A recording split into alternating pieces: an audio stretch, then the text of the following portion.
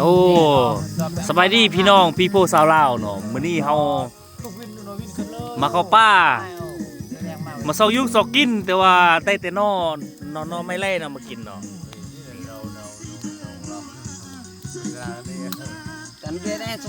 โอ้อันนี้เป็นดงด้านหุ่นเท่ารัดอันนั้นน่ะโอ้จันรัดโอ้จันเอะนี่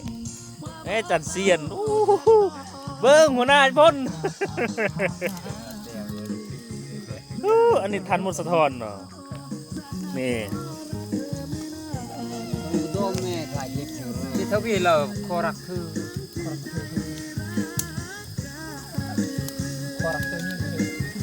นี่นอลันอยู่บ้านฮ้อนี่เนาะ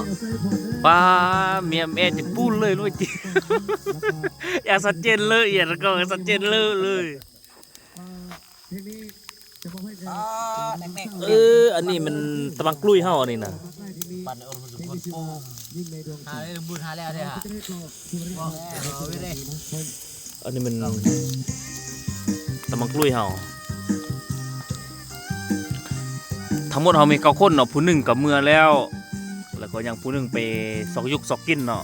ซอกยุกหากินแซมภาษาเอาคานนี่แม่งคักลือพวกผมมีลูกมีเมียเลยไปนอนที่ป่า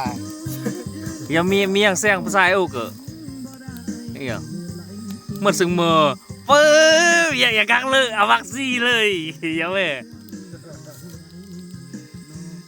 มีแกบ้านเสียงภาษาเมื่อเตอร์ตัวป้าเตอร์นี่มันเทคเด้อเทคอยู่ป่าเลยโอ้เฮาสะดวกเลยเฮามาเข้าป่านี่เบิ่งเฮ้รถบรรทุกหนักเฮาเด้อพี่น้องเด้อมากินนอรันเด้อนอรันอยู่แคมป์ลิกำแซมเป็นอันนี้เนาะเดี๋ยวเอาคายหน่อยนึงเนาะเราอยู่สกินอยู่ป่ามื้อนี้ผมมีหยังกินพากินนอรันโอ้ไล่เด้พี่น้องเอ้ยมากินน้ำเดียวเด้อโอเคเนาะคลิปเฮาสิจบเท่านี้เนาะพี่น้อง